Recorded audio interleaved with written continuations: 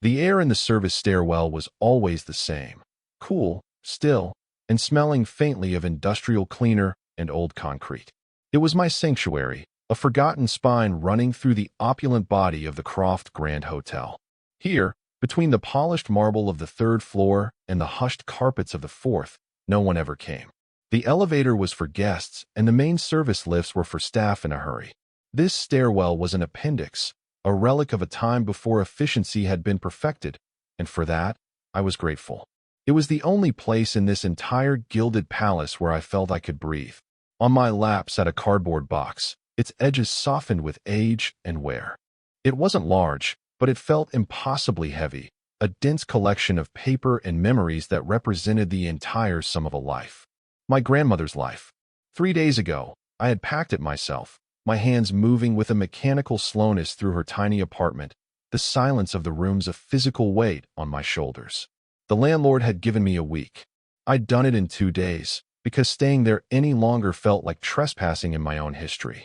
My own apartment was a shoebox on the 5th floor of a walk-up with plumbing that rattled like a disgruntled ghost. There was no room for a box of memories. There was barely room for me. So I'd brought it here, to my 4-by-6-foot locker in the staff changing room, with the vague plan of finding a storage unit on my next day off. But the box had hummed with a strange energy all through my shift, a low thrum of unfinished business that pulled at me until I couldn't stand it. At 3 in the morning, with the hotel settled into its deep, wealthy slumber, I had retrieved it. I lifted the lid. The scent of old paper and sachet lavender, faint and fragile, rose to meet me. On top lay a photograph of a woman I didn't recognize, her hair in a severe 1940s roll, her smile tight. Beneath her were others, black and white, and then the faded, hopeful color of the 60s and 70s. Pictures of my mother as a little girl with scraped knees and a missing front tooth. Pictures of my grandparents on their wedding day, impossibly young and serious. Each one was a small, quiet pang in my chest. I was tracing the outline of my grandmother's familiar cursive on the back of a photo when the heavy fire door at the top of the landing clicked. My heart seized. I froze, my hand hovering over a picture of myself at age 5, clutching a melting ice cream cone. Staff weren't supposed to linger here. We were supposed to be invisible, efficient cogs in the magnificent machine of guest satisfaction.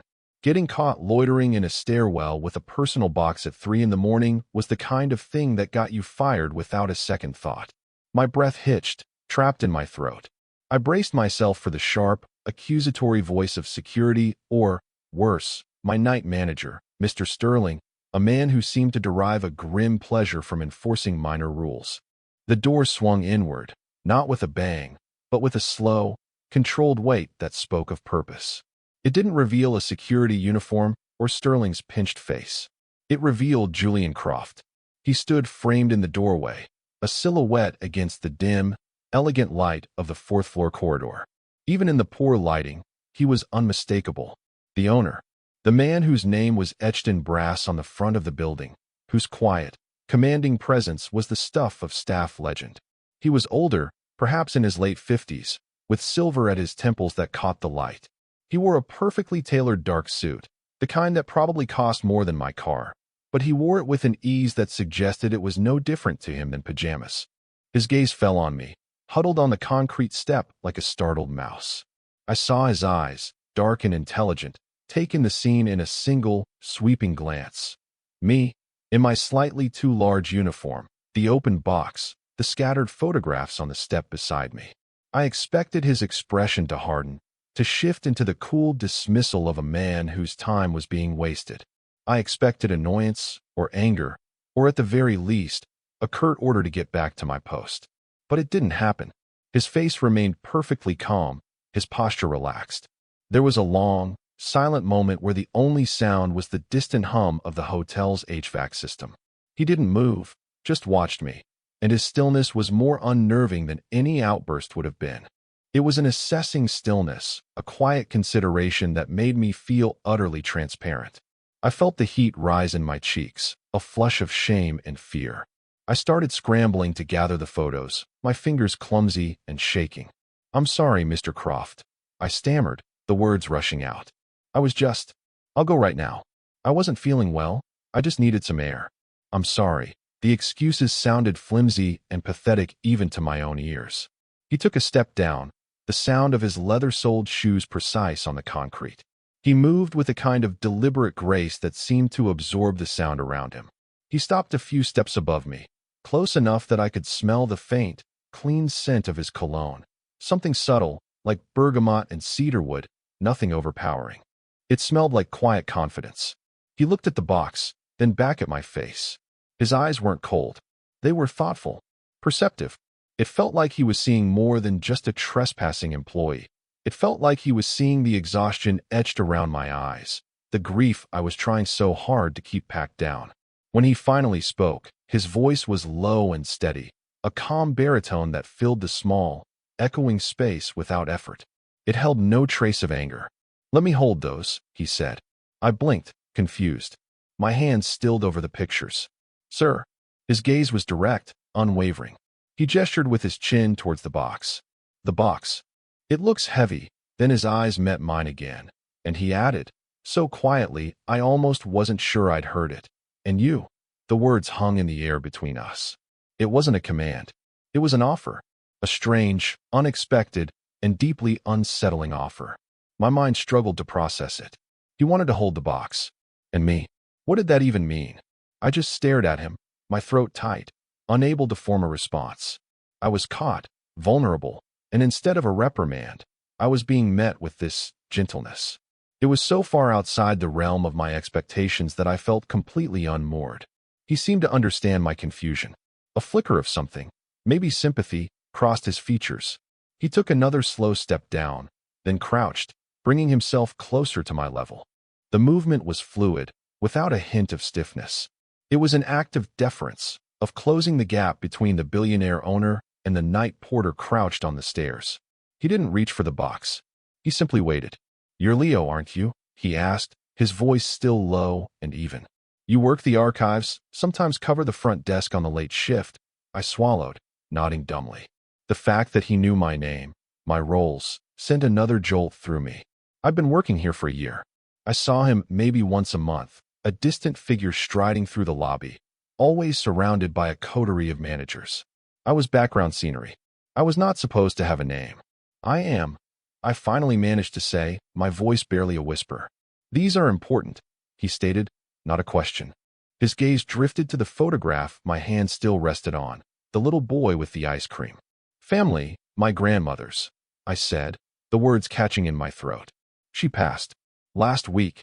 The admission felt raw, stripped bare in the sterile quiet of the stairwell.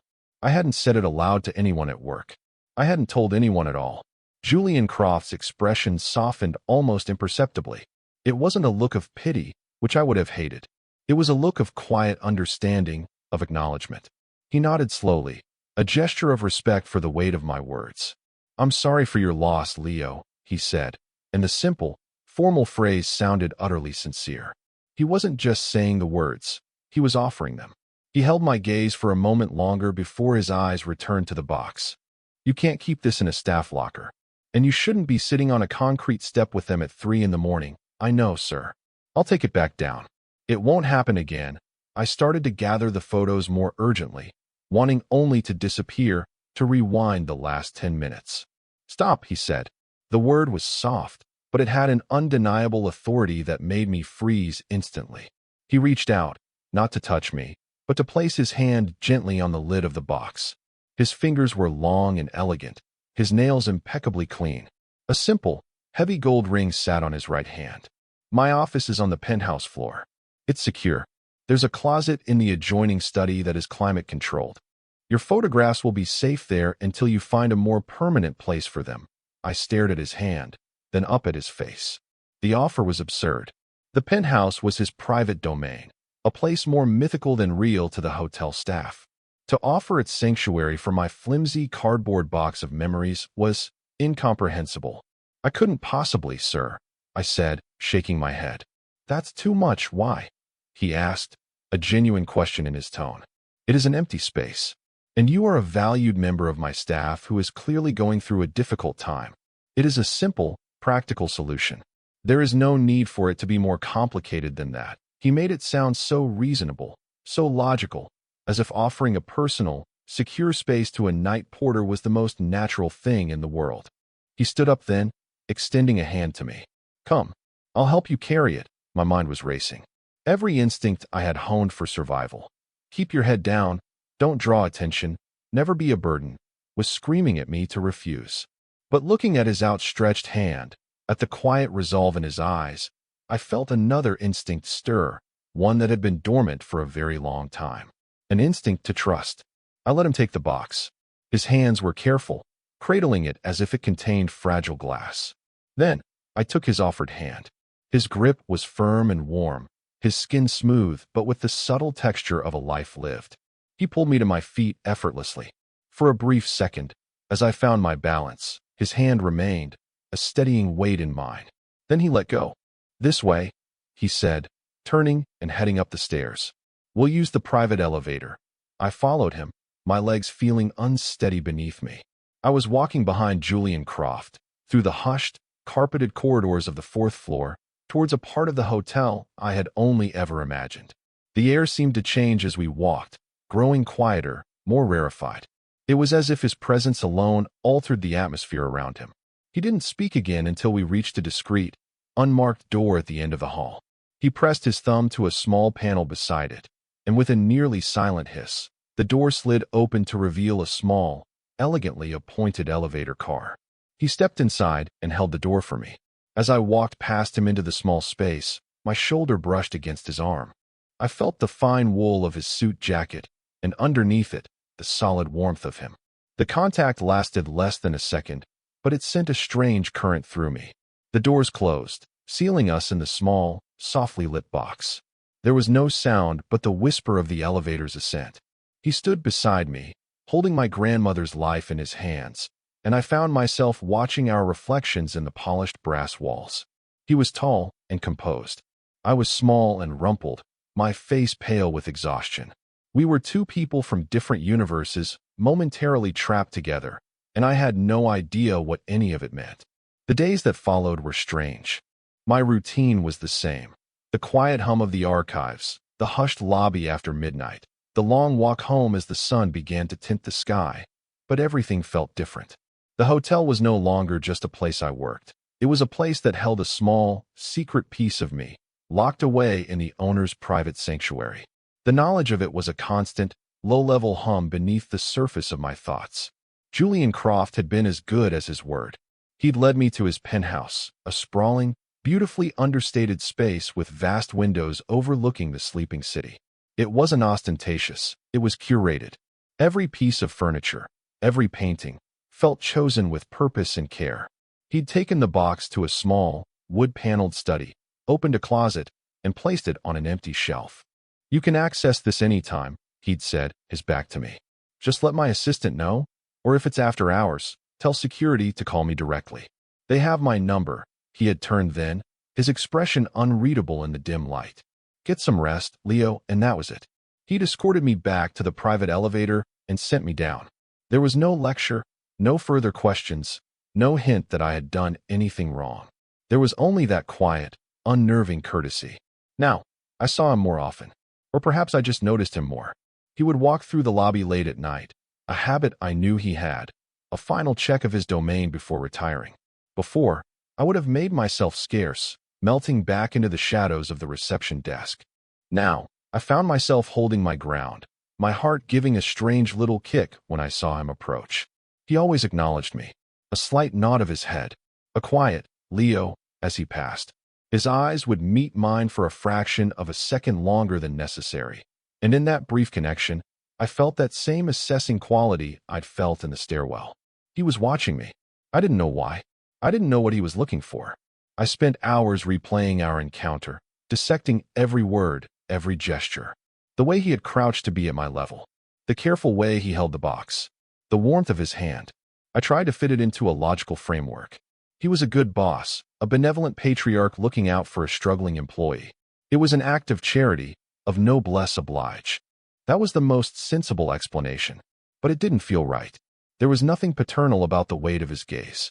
There was nothing charitable about the way the air crackled with a strange tension when he was near. One night, about a week after the stairwell incident, I was working in the archives, a cavernous, climate-controlled room in the hotel's sub-basement. My job was to digitize the hotel's historical records, old guest ledgers, photographs from its construction, menus from galas held decades before my birth. It was solitary work, which suited me. The silence was a comfort. I was hunched over a fragile, leather-bound ledger from 1928, carefully scanning a page, when the heavy door creaked open. I looked up, expecting one of the night engineers, but it was him. Julian Croft stood there, holding 2 ceramic mugs. He was dressed more casually than I'd ever seen him, in dark trousers and a soft, gray cashmere sweater that made him look less like a billionaire and more like a man. "I thought you might need this," he said, his voice a low rumble in the quiet room. He walked over to my workstation, the scent of fresh coffee preceding him. He placed one of the mugs on the corner of my desk, careful to keep it away from the antique documents. "Thank you, Mr. Croft," I said, my voice sounding unnaturally loud. My hands felt clumsy as I reached for the mug. Its warmth seeped into my cold fingers. "Julian," he corrected me gently. He didn't leave. He leaned against the edge of a nearby table, cradling his own mug. "What are you working on tonight?" "The guest ledgers from the hotel's opening season," I told him, gesturing to the book. "It's fascinating. You can see the signatures of actors, politicians. It feels like holding history," he nodded, a small, thoughtful smile playing on his lips. "My grandfather started this collection. He believed a hotel wasn't just a building. It was a repository of stories." He took a sip of his coffee, his eyes scanning the shelves of archived materials. "He would have liked you. You have a reverence for the past." The compliment caught me off guard. It was so direct, so personal. I like things that last," I said, looking down at my desk. "Things with foundations, so do I," he said softly. We stood there in a comfortable silence for a few moments. It wasn't awkward. It felt companionable. He wasn't interrogating me or supervising me. He was just sharing a space, a moment of quiet in the middle of the night. "How are you doing, Leo?" he asked, his tone shifting slightly, becoming more serious. I knew he wasn't asking about my work. "I'm okay," I said, the automatic response. He just looked at me, his gaze steady, and I felt the inadequacy of my answer. He wasn't a man you could fool with platitudes. "It's hard," I admitted, my eyes dropping to the coffee mug in my hands. "It comes in waves, I know," he said. And the way he said it, with a quiet finality, told me that he did. He understood grief not as an abstract concept, but as a landscape he had navigated himself.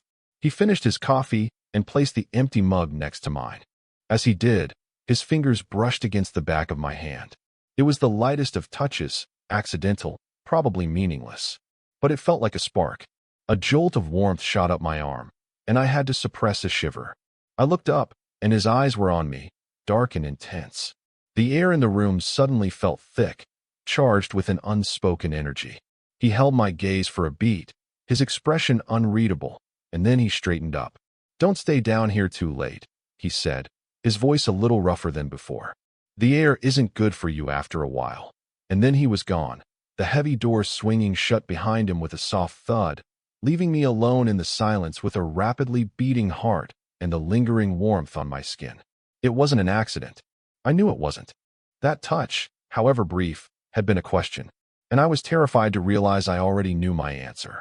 The next time our paths crossed with intention, it was because of the box. I had decided I needed a photograph from it, one of my grandmother in her garden, a wide smile on her face. I needed to see her happy. Following his instructions, I called his assistant, a brisk, efficient woman named Clara, and explained my request. I had expected a simple arrangement, perhaps her letting me into the penthouse.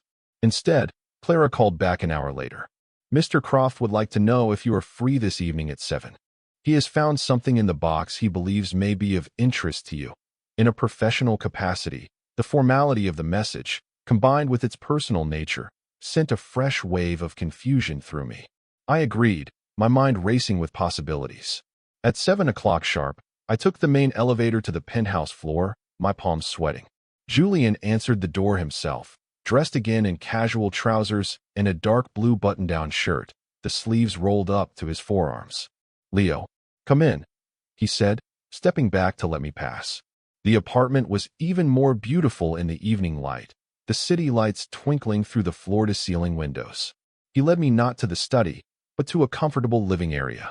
My box was sitting on a low, polished coffee table. Its lid was open. "I hope you don't mind," he said, noticing my gaze. I was looking for a specific photograph my grandfather had mentioned, one of the hotel's original facade, and I thought it might have ended up in your grandmother's collection. She worked here, you know, in the 40s. As a hostess in the main dining room, I stared at him, stunned. I had no idea. It seems she was very discreet, he said with a small smile. He reached into the box and carefully pulled out a faded, sepia-toned photograph. It was a group portrait of the hotel staff from what looked like the 1940s. And there, in the second row, was a young woman with a familiar, tight smile. The woman from the very first photo I'd looked at in the stairwell. My grandmother. I never knew. I whispered, taking the photo from him. Our fingers brushed again, and this time the contact was less fleeting. His thumb grazed my knuckle, a deliberate, thoughtful pressure. My breath caught. "There's more," he said, his voice low. He gestured for me to sit on the plush sofa. He sat in an armchair opposite me, leaning forward, creating an atmosphere of shared intimacy. I found this tucked in the back of an old album. He produced a small, folded piece of paper. It was a letter. The handwriting was his grandfather's. It was a letter of commendation for a young hostess, Eleanor Vance, my grandmother, praising her grace and professionalism. But there was another line, a more personal one. "She has a quiet strength that this hotel is fortunate to have." I read the words, a lump forming in my throat. I was seeing a side of my grandmother I had never known, a piece of her history intertwined with this place, with his family. It felt like he was giving me a gift, a piece of my own past that had been lost. "Why are you showing me this?" I asked, my voice thick with emotion. He looked at me, his gaze direct and serious. "Because I believe in foundations, Leo. In knowing where things, and people, come from. Your history is tied to this place. Which means, in a way, it's tied to mine." He reached across the table and placed his hand over mine, where it rested on the photograph. His touch was not possessive or demanding. It was a simple, grounding weight. A statement of connection. The warmth of his palm seemed to travel up my arm and settle directly in my chest. "She had a quiet strength," he repeated softly, his eyes holding mine. "It seems to run in the family." In that moment, the power imbalance between us, owner and employee, wealthy and poor, older and younger, seemed to dissolve. We were just two men, connected by a thread of history, sitting in the quiet glow of the city lights. He was showing me that he saw me, not just as a worker, but as a person with a history, with a legacy. And his touch, his steady, warm hand on mine, felt less like a gesture of kindness and more like the beginning of an answer to a question I was only just learning how to ask. He didn't let go. His thumb began to move in a slow, soothing circle over the back of my hand. It was a ridiculously intimate gesture, one that sent a cascade of confusing feelings through me. This was my boss, a man decades older than me, a man who held my entire livelihood in the palm of his hand, the same hand that was now so gently caressing mine. Every alarm bell in my head should have been screaming. I should have pulled away, made an excuse, and fled. But I didn't. I couldn't. Because beneath the fear and the confusion, there was a feeling I hadn't allowed myself to acknowledge in years, a profound sense of being seen, of being safe. His touch wasn't a claim. It felt like an anchor. In a life that had felt like a rudderless boat since my grandmother's death, it was the first solid thing I had held on to. "The box," I said, my voice a little unsteady. "I should find a place for it. I can't keep imposing on you. It's not an imposition," he said, his voice a low murmur. He didn't break eye contact. "It's exactly where it's supposed to be." The subtext was so heavy it felt like a physical presence in the room. He wasn't just talking about the box. I knew it. He knew I knew it. This was a precipice, a moment where a single step would change everything. The air grew thick with unspoken words, with years of my own loneliness and a yearning so deep I had forgotten its name. This is where I stand. Right now, I am a man in a billionaire's penthouse, my hand held by him, and I am choosing not to run. I am choosing to stay, to see what happens next. The present tense of the decision felt sharp and clear in my mind. He must have seen the conflict, the dawning acceptance, in my eyes. He finally released my hand, but he didn't lean back. He stayed close, his presence a warm, solid thing in the vast, quiet room. "I've been aware of you for a while, Leo," he admitted, his voice dropping even lower. "I notice people who are quiet, people who observe. You have a stillness about you. It's rare." My heart hammered against my ribs. He had been watching me. It wasn't my imagination. It wasn't just since the incident in the stairwell. It had been longer. The thought was both terrifying and exhilarating. "You're very perceptive, sir," I managed, falling back on the formal address. A flicker of something, disappointment, amusement, crossed his face. "Julian," he said again, a soft command. "I want you to use my name, Julian," I repeated, the name feeling foreign and yet strangely right on my tongue. "Better," he said, and the corner of his mouth tilted up in that small, rare smile. "Now, I have a proposal for you, and I want you to listen to the entire thing before you respond. It is, first and foremost, a professional offer. Any other considerations are entirely separate and at your discretion. Is that clear?" I nodded, my throat suddenly dry. The way he was framing this, with such deliberate care for boundaries, was more seductive than any grand, romantic gesture could ever be. He was acknowledging the power difference between us. He was actively working to neutralize it.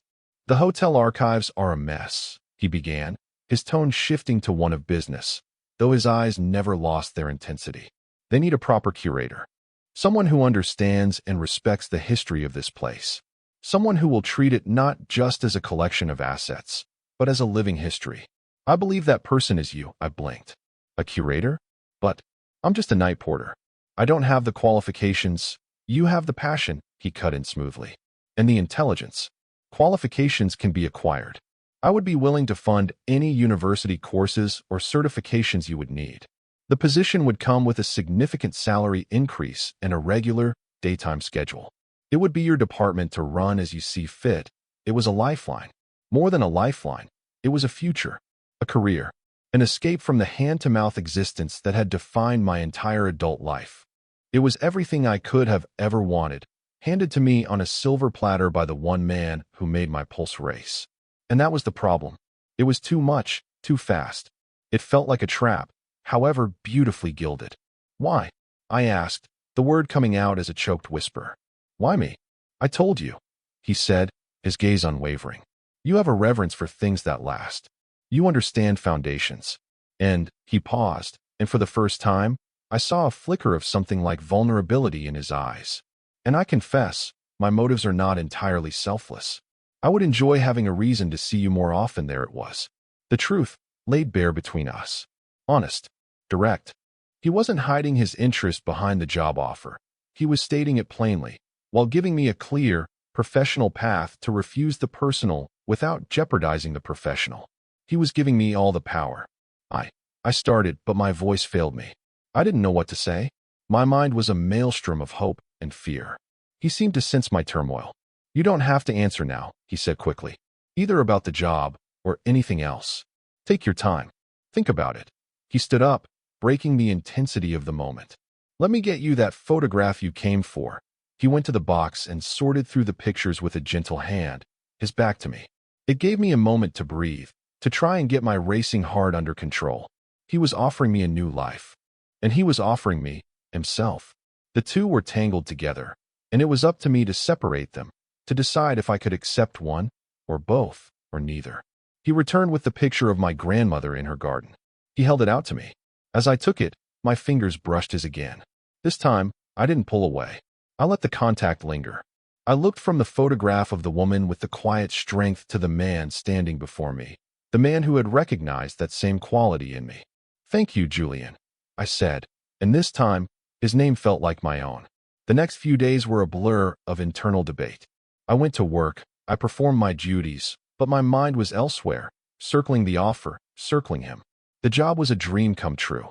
A way out, a way up. But I was terrified of the strings I imagined were attached, even though Julian had done everything in his power to assure me there were none. Could I work for him, see him every day, and maintain a professional boundary if that's what I chose? Or what if I chose the other path? What would it mean to be with a man like Julian Croft? The whispers in the staff room, the sideways glances I already sometimes got, they would explode into a firestorm of gossip. I would be seen as a gold digger, a boy toy. The thought made my stomach clench. My life had been small and safe for so long. I had built walls around myself to keep the world out, to keep from getting hurt. Julian wasn't just knocking on the door. He was offering to tear the whole fortress down and build a palace in its place. And I was terrified of the open space. It was Mr. Sterling, my night manager, who inadvertently forced my hand. He'd always had it out for me, for reasons I never understood. He found fault in everything I did, from the way I sorted the mail to the shine on my shoes. 2 nights after my meeting with Julian, Sterling cornered me by the time clock as my shift ended. "I see you've been spending a lot of time on the upper floors lately, Leo," he said, his voice slick with insinuation. "Getting special attention, are we?" His words were a slap in the face. The very thing I had feared was already beginning. I felt a hot flush of anger and humiliation. "I don't know what you're talking about," I said, my voice cold. "Oh, I think you do," he sneered. "Just a word of advice. Men like Mr. Croft have appetites. They get bored easily. Don't think you're anything special." Rage, pure and white-hot, surged through me. It was so potent it almost made me dizzy. How dare he? How dare he cheapen something so complex and fragile with his own sordid imagination? How dare he reduce Julian's careful respect to a crude transaction? "You're out of line, Sterling," a low voice said from behind me. We both turned. Julian Croft was standing there, his face a mask of cold fury. He must have been on his way out for the morning and overheard. His eyes were like chips of ice. Sterling's face went pale, his smug expression dissolving into one of pure panic. "Mr. Croft, I was just, giving the boy some friendly advice," he stammered. Julian took a slow, deliberate step forward until he was standing directly in front of the sniveling manager. He was several inches taller, and he used every inch of it to loom over him. "My relationship with my staff is my business, Sterling," Julian said, his voice dangerously quiet. "And Leo's position in this hotel is secure. More secure, I assure you, than yours. If I ever hear of you speaking to him, or to anyone else, in this manner again, you will be escorted from the premises. Permanently. Do I make myself clear?" "Yes, sir." "Crystal clear, sir," Sterling mumbled, his eyes fixed on the floor. "Good. Now get out of my sight." Sterling practically scurried away. Julian watched him go, his jaw tight. Then, the cold fury in his eyes softened as he turned to me. The protective anger melted away, replaced by a deep concern. "Are you all right?" he asked, his voice gentle. I couldn't speak. I just nodded, my throat tight. He had defended me. He hadn't just dismissed the gossip. He had confronted it, fiercely and directly. He had protected me.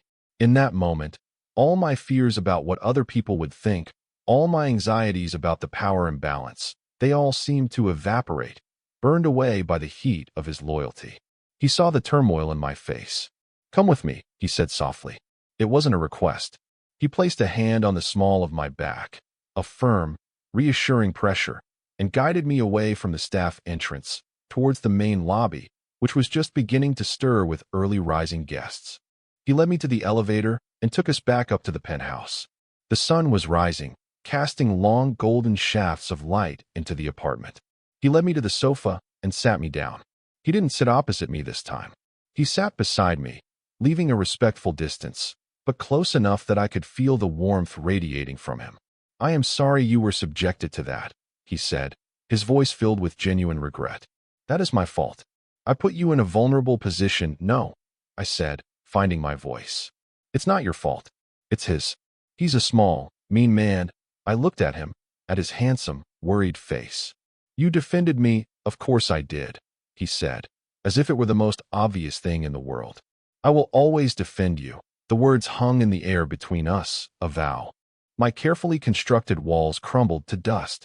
All the fear, all the hesitation, it was gone. All that was left was the clear, undeniable truth of what I felt. "The job," I said, my voice quiet but steady. "The curator position." I accept. A look of relief washed over his face. "Good. I'm glad." And I took a breath, my heart pounding. This was it. The precipice. I was taking the step. And the other thing.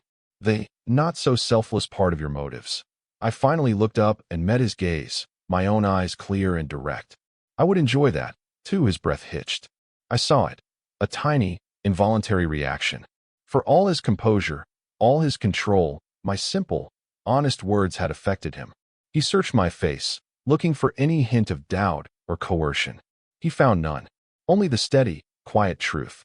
"Leo," he breathed, his voice rough with an emotion I couldn't name. "This is it. This is the moment. He isn't moving. He is waiting. He is giving me the space to be sure. I am sure." I closed the small distance between us. I leaned in, my movements slow, watching his eyes the entire time. They were dark, wide, and full of a feeling that mirrored my own. I saw yearning there. I saw hope. I saw a man who, for all his wealth and power, was just as vulnerable in this moment as I was. I paused, an inch from his lips, giving him one last chance to turn away. He didn't. Instead, he raised his hand, his fingers gently cupping my jaw, his thumb stroking my cheek. The touch was electric, a silent permission, a silent plea.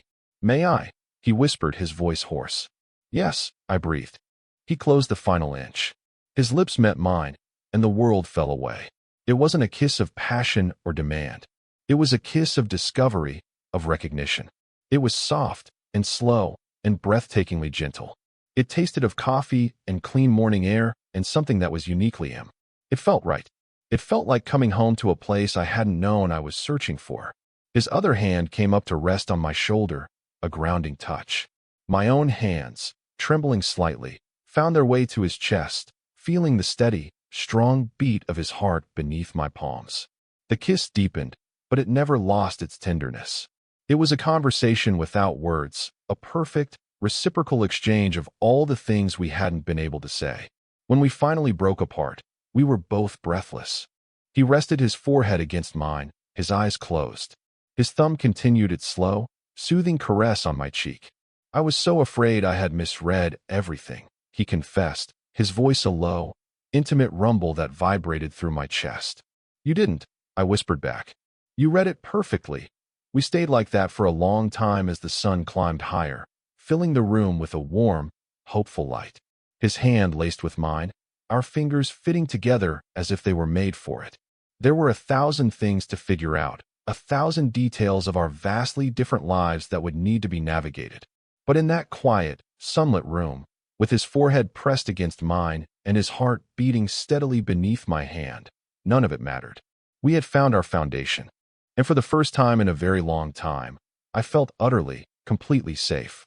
The next morning, I woke up in my own bed, in my own cramped apartment, and for a few disoriented seconds, I thought I might have dreamed it all. The penthouse, the sunrise, the kiss that had felt like a key turning in a long-locked door. But then I saw it, lying on my nightstand, the photograph of my grandmother in her garden. And I knew it was real. A wave of anxiety washed over me, cold and immediate. What now? What happened the day after your life changed completely? I was now, officially, the hotel's curator in training. And I was now, unofficially, something else to its owner. The two roles felt impossibly tangled, a knot of professional ambition and personal vulnerability. The fear I thought I had conquered crept back in, whispering doubts in my ear.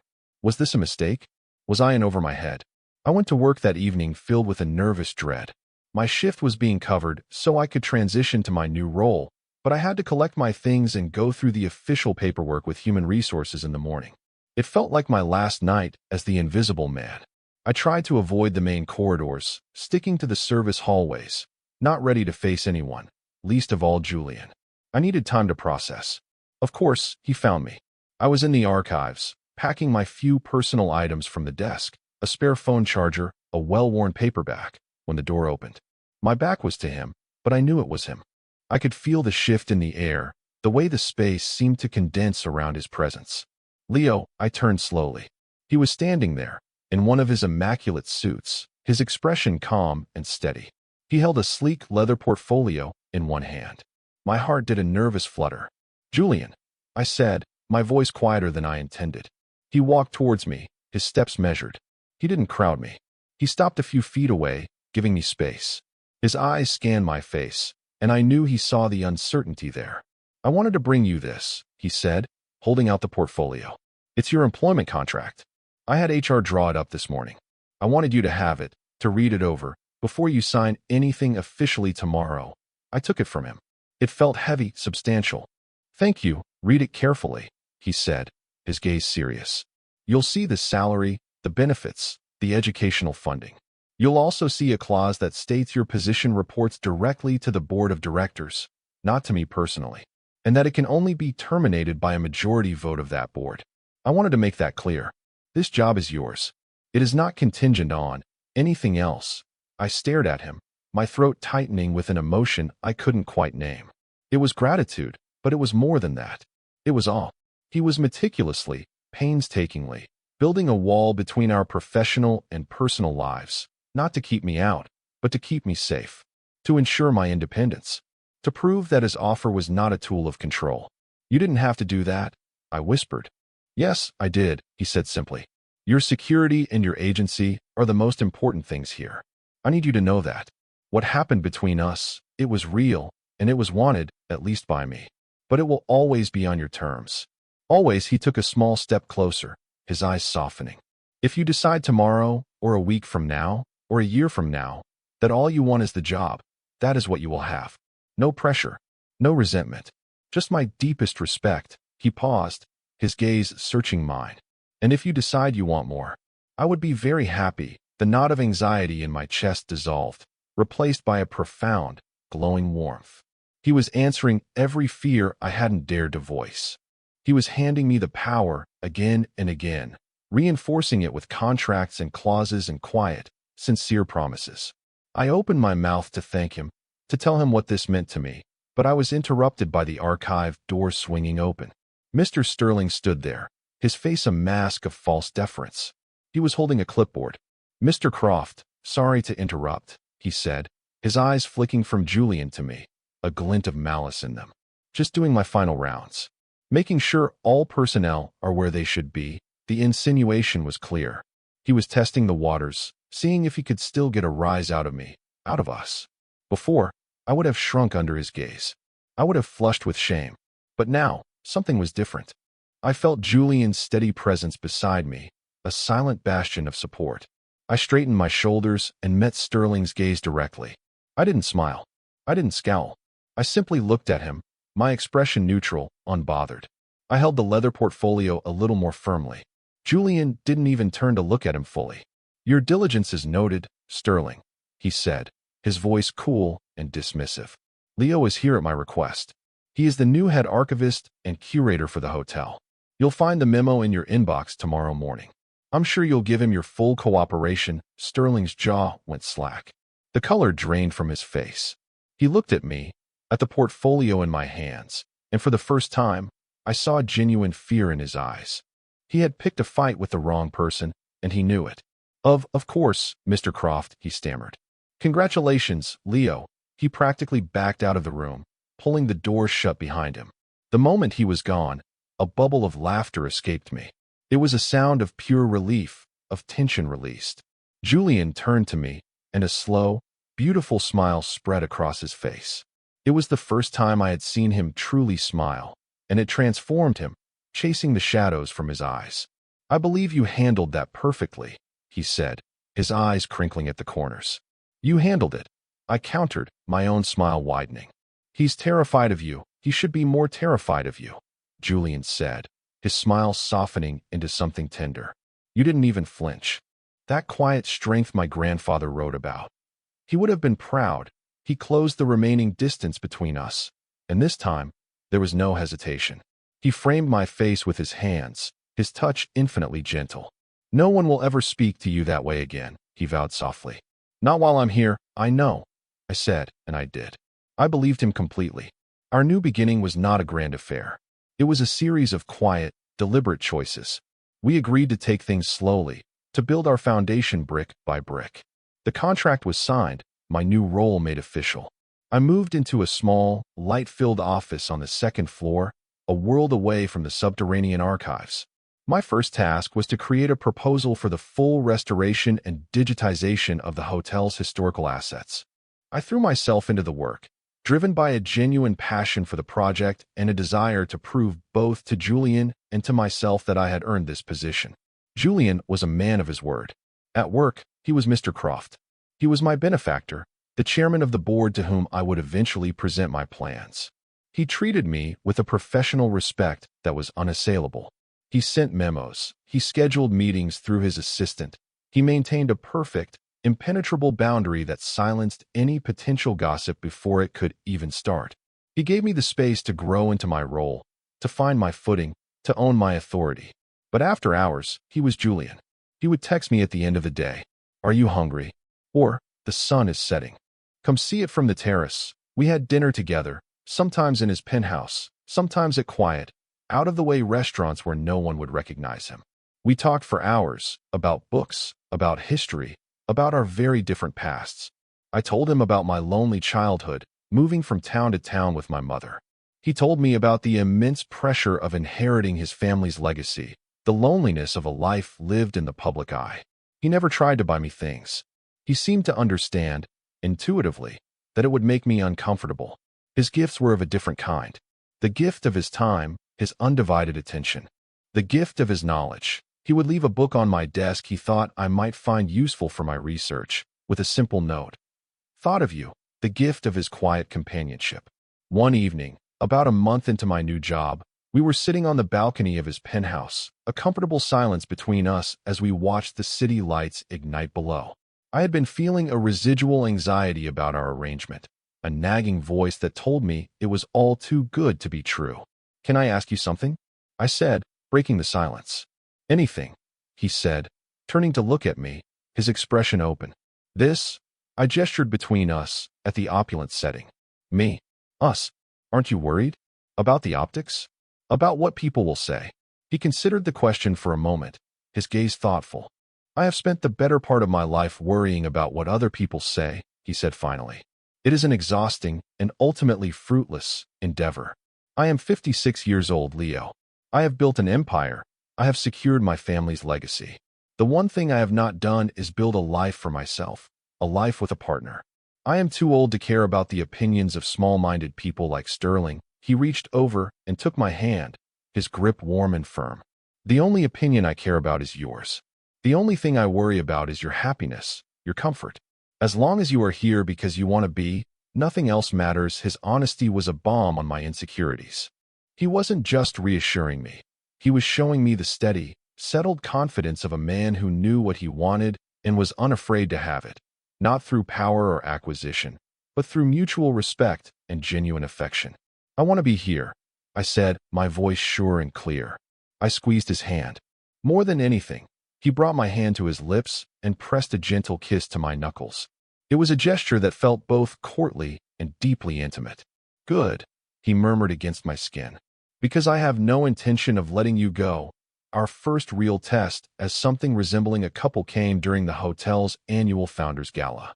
It was a massive event, the pinnacle of the city's social calendar. As the hotel curator, my attendance was required. I had spent weeks preparing a small exhibit of historical photographs and artifacts to be displayed in a side gallery. I was nervous, not just about the exhibit, but about navigating the evening. It would be the first time Julian and I would be in a public, social setting together. I wore a new suit, a simple, well-cut charcoal gray one that I had spent a significant portion of my first new paycheck on. It was important to me that I stand on my own 2 feet, that I didn't look like I was being kept. When I met Julian in the lobby, he looked impossibly handsome in a classic black tuxedo. His eyes swept over me, a look of warm approval in them. "You look wonderful, Leo," he said. His voice a low murmur meant only for me. "So do you," I replied, my cheeks warming slightly. He offered me his arm. "Shall we?" Walking into the grand ballroom on his arm felt like stepping into another world. Heads turned. I could feel the weight of 100 gazes on us, curious and speculative. I kept my head high, my expression calm, just as I had with Sterling. I was not a secret. I was not ashamed. I was the hotel's curator, and I was here with the hotel's owner. That was the simple truth. Julian was a master in this environment. He guided me through the crowd, introducing me to board members, to city councilmen, to philanthropists. He always introduced me the same way. "This is Leo Vance, our brilliant new curator. He's responsible for the wonderful historical exhibit in the gallery. He defined me by my role, by my competence." He gave me a standing, a legitimacy, that had nothing to do with our personal relationship. He was, as always, protecting me. Later in the evening, I was standing by my exhibit, talking to an elderly woman who had been coming to the gala for 50 years, when a man I recognized as a notoriously sharp-tongued gossip columnist approached us. "An impressive display, Mr. Vance," the columnist said, his smile thin. "And you've certainly made an impression yourself. One doesn't often see Mr. Croft with a protégé on his arm." The word protégé was loaded with insinuation. I felt a flash of anger, but I remembered Julian's calm. I gave the man a polite, cool smile. "Mr. Croft has been a wonderful supporter of the hotel's historical preservation project. I'm very fortunate to have his backing." I refused to take his bait. The columnist was about to press further when Julian appeared at my side, a glass of champagne in his hand. He placed a hand lightly on my shoulder, a simple, proprietary gesture that was somehow both discreet and a clear statement. "Leo is far more than a protégé, Jonathan," Julian said, his voice pleasant but with an undercurrent of steel. "He is a vital part of this hotel's future, and a dear friend. I hope you'll mention his excellent work on the archives in your column." It was a polite dismissal, wrapped in a veiled threat. The columnist, knowing he was beaten, offered a tight smile and moved on. When he was gone, Julian leaned in close, his breath warm against my ear. "A dear friend," I murmured, teasing him. I felt the man I am profoundly in love with might have been a bit much for Jonathan to handle. He whispered back, the words sending a shiver down my spine. He was in love with me. He had said it, not in a grand declaration, but here, in a quiet, stolen moment, as a simple fact. My heart swelled, full to bursting. I turned to him, my eyes telling him everything I couldn't say in a crowded room. He squeezed my shoulder gently, a silent acknowledgement. We understood each other perfectly. The final photograph in my grandmother's box was one I had overlooked at first. It was a small, slightly blurry snapshot, tucked into the corner of the lid. It was a picture of the service stairwell, the one where he had found me. It must have been taken decades ago. The concrete was cleaner, the paint on the railing less chipped, but it was unmistakably the same place. On the back, in my grandmother's elegant script, were two words, "Quiet place." She had found sanctuary there, too.